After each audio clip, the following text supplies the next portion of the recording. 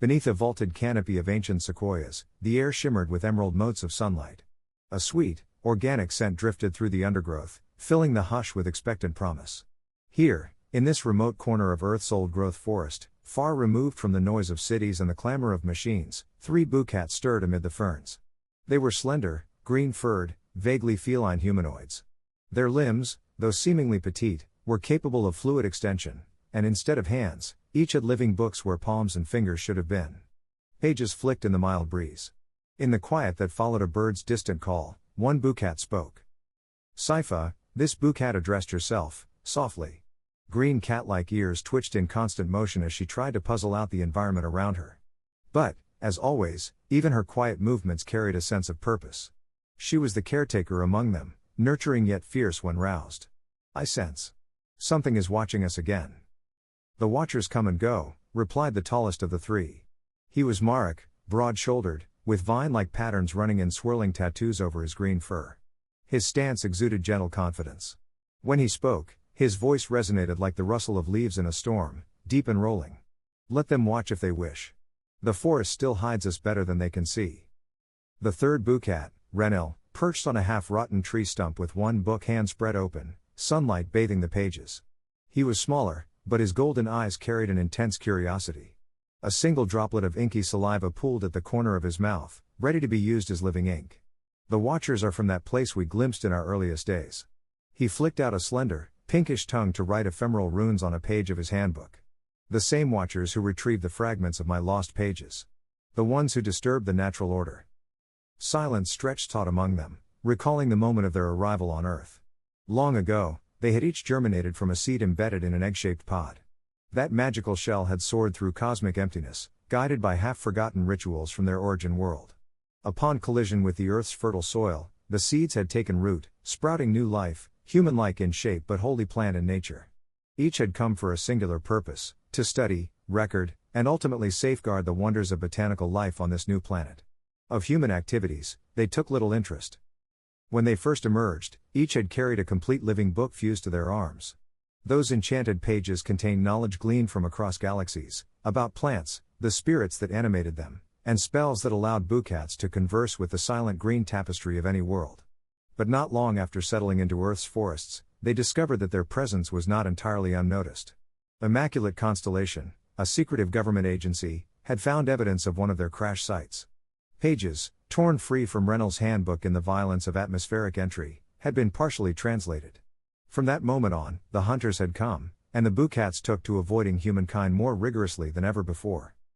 Yet, in the months since, the watchers had grown bolder, stepping deeper into the heart of the forest. Renil tapped his tongue on the page, spitting a tiny droplet of black ink that curved into a symbol. "These watchers, this immaculate constellation, they want our knowledge. They want us." Marek peered around, letting sunlight slant across his eyes. His voice grated with tension. "They come with machines, metal contraptions that devour the forest's hush. We cannot let them close in on us again." Sypha's pointed ears twitched, and she shifted her weight on the mossy soil, feeling the nutritional richness beneath her feet. Like all Boocats, she would eventually need to bury herself to sleep, drawing in nutrients from the soil to keep her strong. "We must do what we came here to do first: document Earth's plant life. Use our spells to ensure these forests persist. We cannot let them claim our books and twist our knowledge into something unnatural."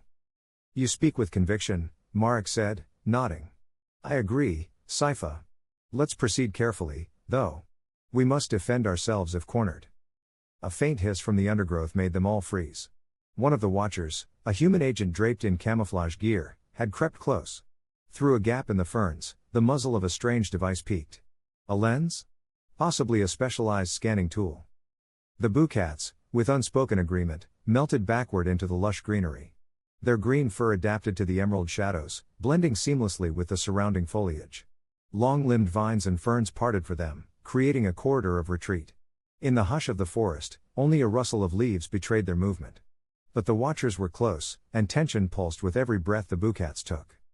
Days earlier, in a covert facility made of cold steel and unblinking LED lights, Commander Dulya Ross of Immaculate Constellation stood in front of a holographic display of the forest. She was in her mid-40s, imposing in posture, with sharp, intelligent eyes. Her short, Raven black hair was streaked with silver at the temples, evidence of stress from her years in the top secret program. She flicked a gloved finger across the display, which zoomed in on a sector of redwood territory. Here. We've detected probable sightings. Her voice was crisp, practiced. Agent Royce, I want your team in the field by tomorrow night. The objective is to locate these green creatures, these Boocats, as we've come to call them. A sigh parted her lips before she continued. Bring them in, or at least retrieve their living books. We have reason to believe each of these creatures wields advanced magical knowledge embedded in those pages. Beside her, Agent Royce, younger and full of coiled ambition, gave a curt nod. His neat uniform, ironically forest camouflaged, hinted at a preference for direct action.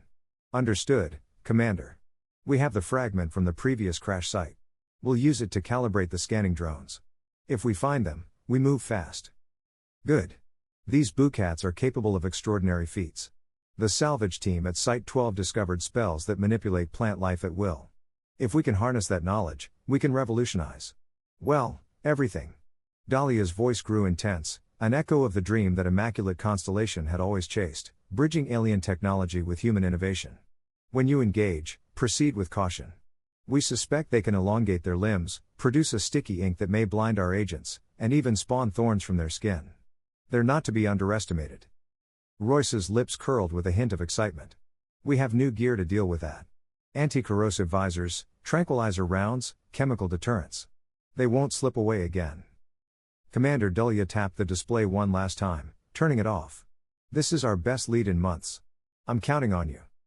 In the forest, the three Boocats huddled at the edge of a hidden glade where giant mushrooms studded the damp earth, their caps layered in luminescent ridges. Bioluminescent spores danced in the slanting light, painting the area in a surreal swirl. Renel meticulously licked his tongue pen across his page hand, documenting each mushroom's shape and composition in neat, swirling script. A faint glow accompanied the writing, an indication of magic laced ink that captured not only the physical but the metaphysical essence of the forest's flora. Suddenly, Saifa's ears perked up, and she peered beyond the glade's boundary.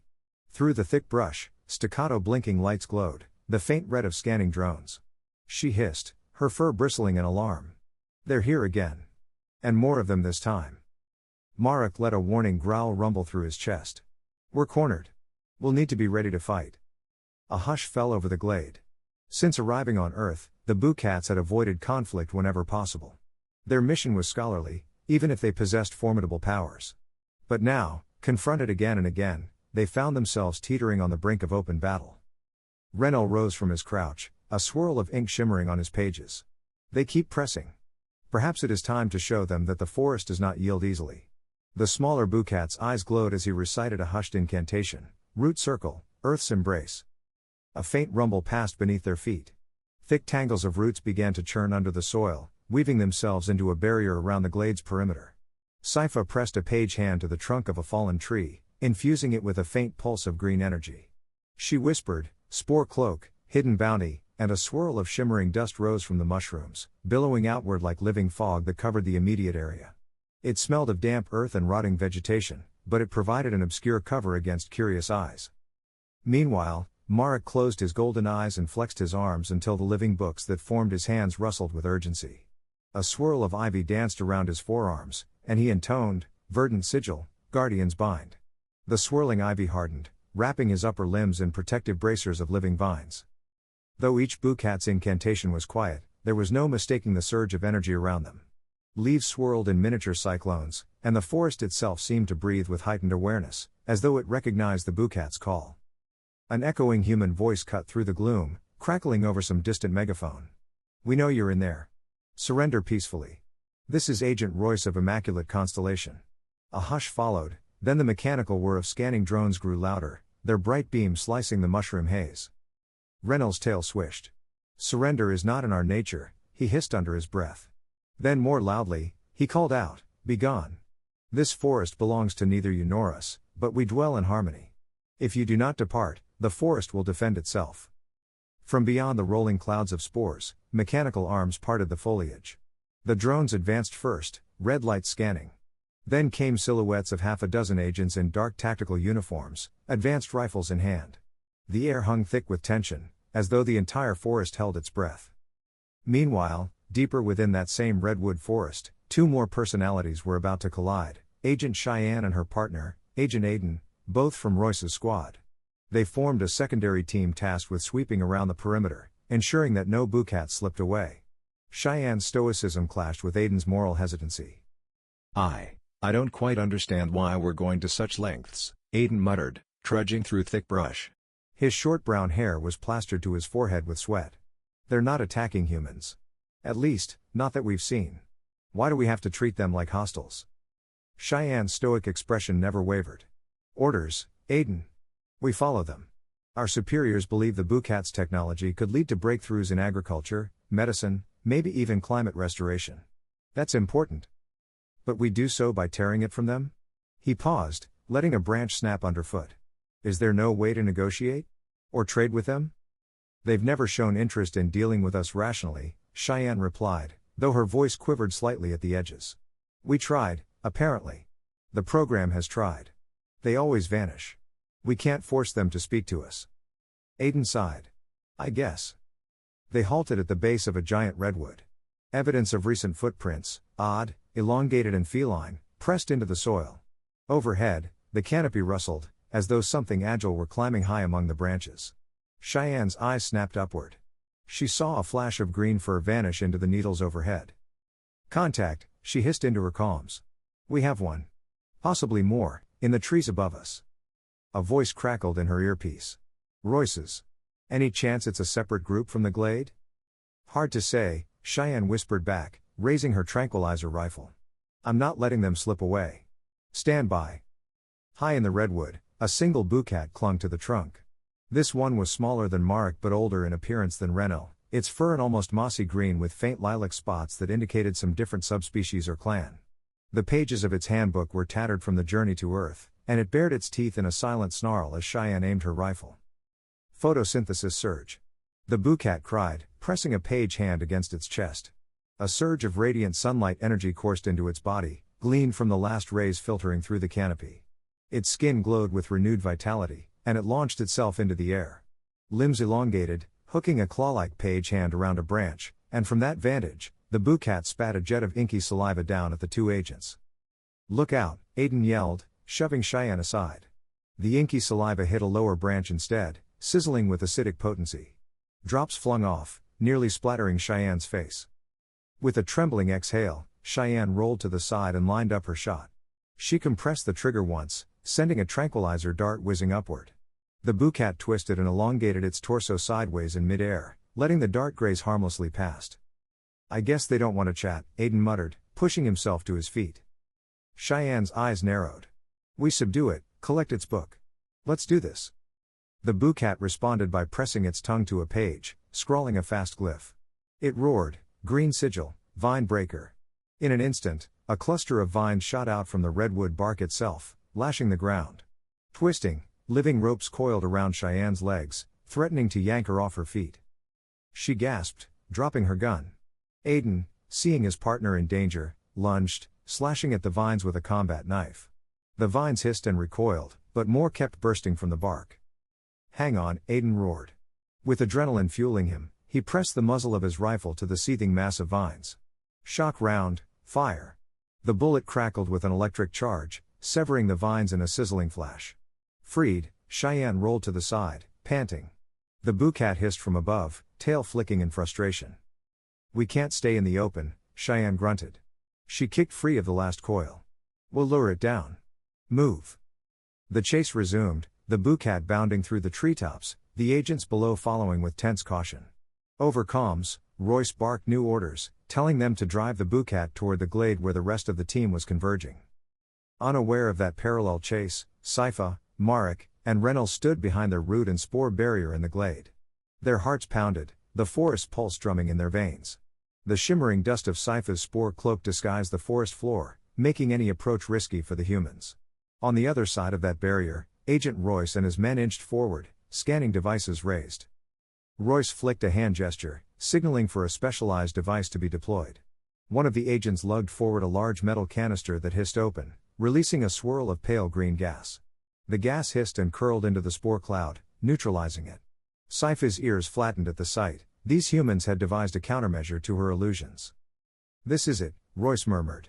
They're right ahead. Prepare yourself, Renault whispered to the others, the tip of his tongue gliding to his page hand again. We won't hide. Let's show them. With a guttural cry, Marek launched forward, ramming his shoulders into the wall of roots. Booming bow break, he shouted. Vines erupted from around his arms and hammered into the barrier from the inside, blowing out an explosion of splintered roots. The shockwave of living wood soared outward into the cloud, forcing it away. Caught in the open, the forward agents shielded themselves. Royce, seeing a silhouette of a tall, vine-wreathed Boocat appear through the swirling debris, readied his sidearm. Open fire. Marek was not naive to bullets. Quickly, he sprang sideways, letting his elongated arms coil around a thick redwood trunk. His once stationary stance became dynamic, bounding from one trunk to another, leaves swirling around him. The agents fired, muzzle flashes lighting up the forest gloom, but the Boocat's fluid movements made him a difficult target. Meanwhile, Sypha raised both book hands, pages fluttering open as she declared, "Chlorophyll Nova." She exhaled, sending a wave of radiant green light from her body. The forest floor erupted with blossoming flowers, their petals trembling. Then, in a dramatic burst, the flowers flung out searing beams of sunlight, each colliding with the agents' positions. Dazzling and disorienting, the beams forced them to shield their eyes. One beam struck a drone overhead, shorting out its circuits with a sizzle. That's some intense energy output. One of the agents hollered over the comms. Royce reeled back, momentarily blinded. He bit down on a snarl, forcing his vision to clear. Switch to thermal sensors. Renault stepped forward into the clearing, small but resolute. The ink swirling on his page was forming complex sigils of dark geometry. He roared at the top of his lungs, inkwell tempest. Flicking his tongue upward, he spat a volley of inky droplets into the air. Each droplet expanded into swirling black orbs that rained down upon the ground. Where they struck, thick, gluey ink splattered, creating slick surfaces that clutched at the agents' boots. Some tried to step away, but the ground beneath them had become a sticky bog of swirling ink and churned soil. "This is insane," came a panicked voice from one soldier as he toppled onto his back, stuck. Others tried to circle around, leaving behind the unfortunate few who were mired in the ink. But Agent Royce was not an amateur. Fumbling for a small control device, he pressed a button that triggered a specialized wave generator. A sonic pulse erupted through the clearing. The wave shimmered the air, stirring leaves into a vortex. Both the spore illusions and the sticky ink quivered, some of it dissolving under the resonant frequency. The Boocats hissed in unison at the jarring vibration that pricked their sensitive ears. Seeing their illusions and spells disrupted, the Boocats exchanged a meaningful glance. Overhead, they heard a commotion. Another Boocat, mossy furred with lilac spots, came crashing through the canopy, pursued by two more agents. It landed in the clearing near them, panting and wounded by a grazing tranquilizer dart in its shoulder. At once, Sypha darted to the newcomer's side. She gently pressed the back of her handbook to the wound, channeling a surge of healing chlorophyll. "Breathe. Let me help." Nature's restoration. A swirl of emerald light enveloped the newcomer's shoulder, expelling the tranquilizer toxin. Marek and Renault circled, interposing themselves between Sypha and the ring of advancing humans. Flickering muzzle flashes lit the gloom. The Boocats, while agile, were beginning to feel pinned down. Agent Royce, brandishing a sidearm loaded with specialized, high-velocity tranquilizer rounds, took aim. "We have them cornered." He called to his team. "Form a perimeter. Secure those books." As the men advanced, the four Boocats glanced at one another. A silent agreement surged among them. They might not survive if they kept playing defense. Renault soared forward, arms elongated in a whip-like motion. Binding quill lash. He hollered, whipping one page hand at an agent. The living paper elongated into swirling ribbons that wrapped around the rifle's muzzle, wrenching it from the man's grasp.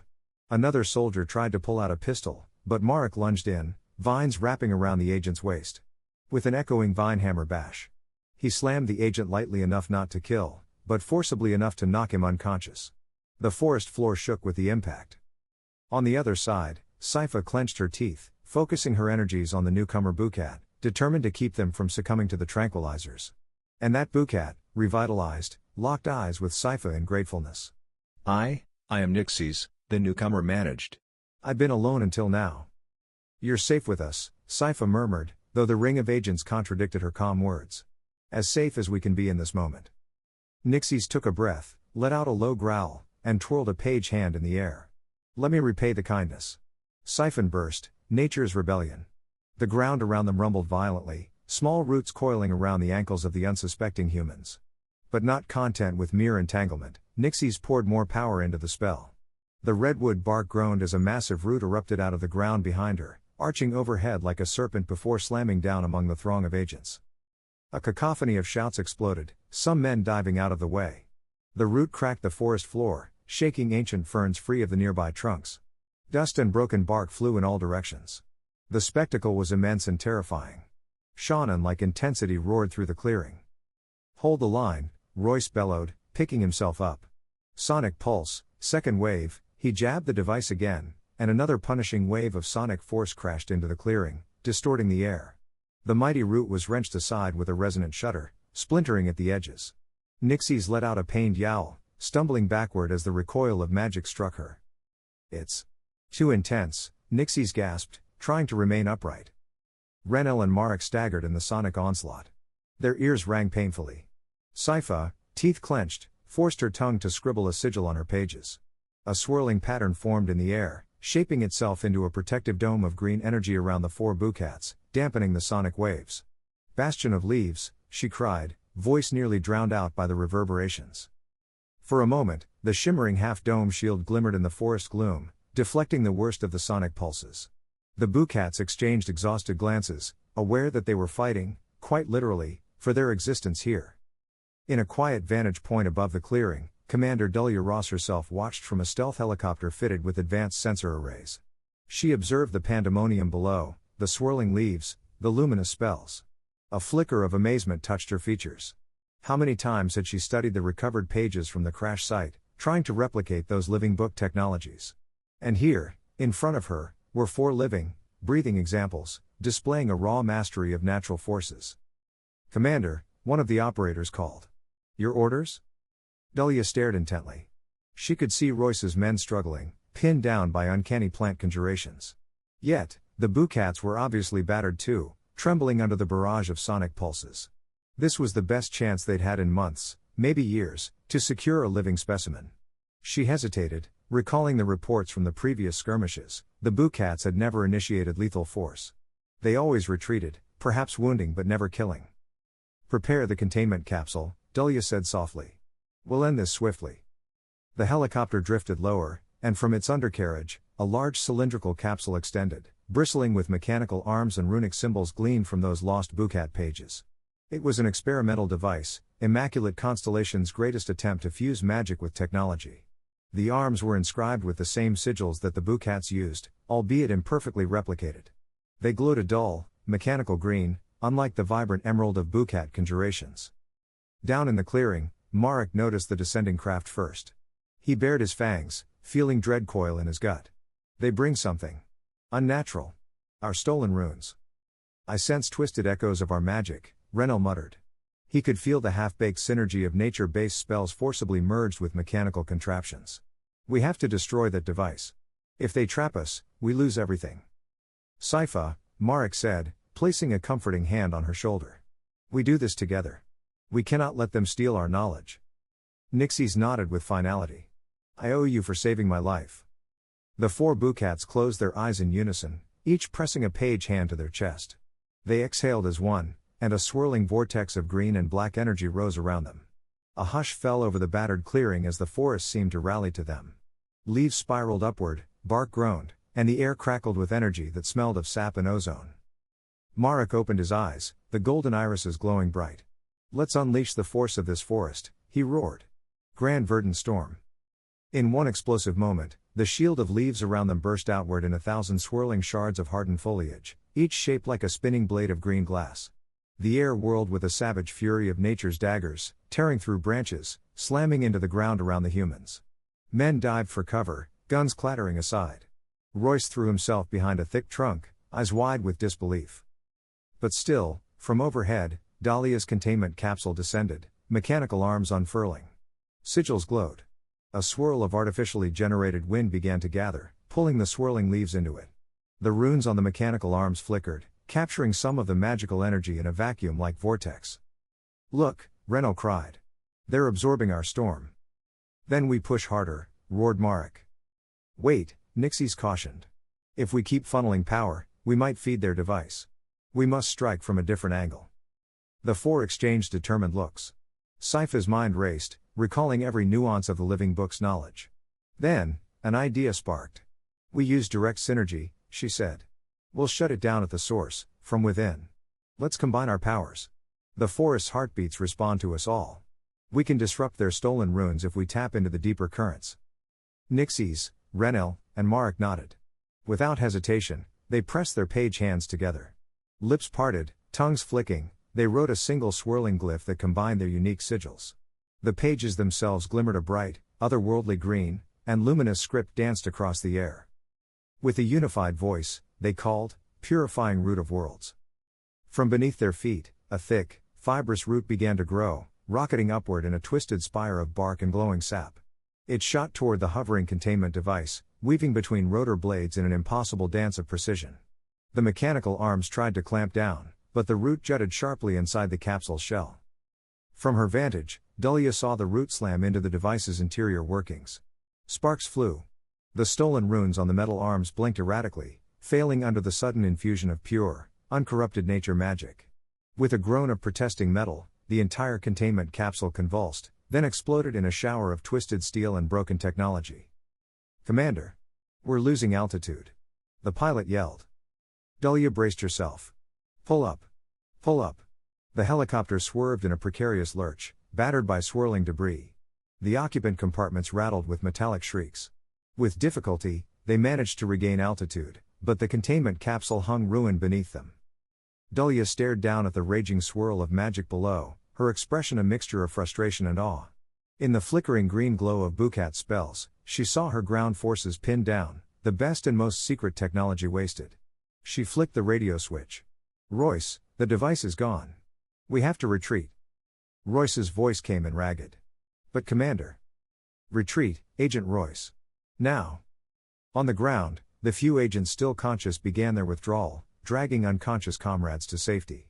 The forest, roiling with the Boocats' power, seemed to repel them at every turn.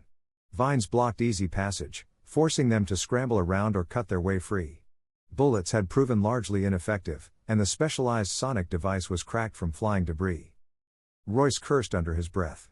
He glanced around, wanting so desperately to claim at least one of these creatures, or their books. But the mission had failed. Fall back, he yelled to the survivors. The Boocats stood tall, gazing at their retreating adversaries. For a moment, the entire clearing was bathed in heavy silence. Then, one by one, the swirling energies around them dissipated into the hushed redwood gloom. Broken branches and shredded roots littered the clearing. The forest that had stood for centuries was scarred by the conflict, some ancient trees leaning precariously where spells and bullet impacts had battered them. Sadness filled Saifa's eyes. We did not wish for this. Look at the damage, she whispered, lightly brushing a bruised trunk with her book hand. The battered redwood's bark had splintered, and the ancient tree bled sap as if in pain. Renel slowly bent down to kneel at the base of the wounded tree. Ink dripped from his mouth, tracing an intricate glyph. He let his saliva flow onto the trunk. I can heal some of this, but it will take time. He began reciting an incantation, voice trembling with sorrow. We are sorry, great redwood. Marek turned to the newcomer. Nixies, you fought bravely. But it seems your presence here has been as dangerous as ours. Have you been alone for long? Nixies nodded, cradling her tattered book hand. I sprouted in a region far from here, discovered by humans soon after. I had to flee. I was cut off from others of my kind, until today. She bowed her head in gratitude. Without your help, I would have been captured. I owe you my life. Saifa stepped closer, her slender figure radiant in the diminishing sunlight. You are with us now. Let us remain united. We came to Earth to learn, to chronicle. Perhaps we can still do that. If we are careful. It's more than that now, Renel said softly, finishing his healing glyph on the wounded redwood. A gentle glow enveloped the tree, knitting small portions of bark. We must also protect Earth. The humans want to harness our knowledge for unknown ends. Nixies' eyes narrowed. I've seen glimpses of their industrial sprawl in the distance. Metallic towers spewing smoke, devouring the planet's resources. Our mission to study and preserve is threatened by their greed. Marek laid a consoling hand on her shoulder. Not all humans are the same. Some yearn for peace, or knowledge, or a better world. But these particular ones from Immaculate Constellation. They see us as something to exploit. And we must remain free, Saifa said with gentle but firm resolve. But at what cost? We scar the forest every time we battle them. The 4 Boocats stood in pensive silence, battered from the clash, hearts heavy with responsibility. It was clear that everything had changed. Before, they simply wanted to avoid contact, to hide and conduct their research. Now, there was no option but to defend themselves, and in so doing, risk damaging the very forest they cherished. I vow, Rennell said, voice trembling with conviction, to find a way that doesn't compromise the integrity of this land. I shall craft new spells, not just to hide but to shield the forest from invasion. The humans want to reverse engineer us, so I will develop wards that repel them, that turn them away with minimal harm. Saifa nodded. We can travel, gather seeds, spread them far from the humans' reach. Perhaps deeper into mountain realms or hidden valleys, we can continue our studies. Quietly. Marek's broad chest rose and fell, eyes scanning the broken clearing. He saw tiny creatures, beetles, small rodents, tentatively re-emerge, assessing the damage. Life would continue. I have always believed the forest can endure. But now, I see that it needs active stewardship. We can't stand idly by. I vow to protect Earth's greenery, even if that means crossing paths with humans more often. Nixie stepped forward, a new determination blossoming in her eyes. I once believed I could simply run and hide. I was terrified. But after fighting alongside you, I feel a new sense of courage. We might not be from this world originally, but we are connected to it now. Its soil, its sunlight, they sustain us. Let us remain guardians of this place we now call home. And thus, each of them found that their beliefs had shifted. They had come to Earth purely for research, but had discovered that with knowledge comes responsibility. They would not be the forest's bystanders, they would be its defenders. The quiet vow passed between them, deeper than words, a silent oath.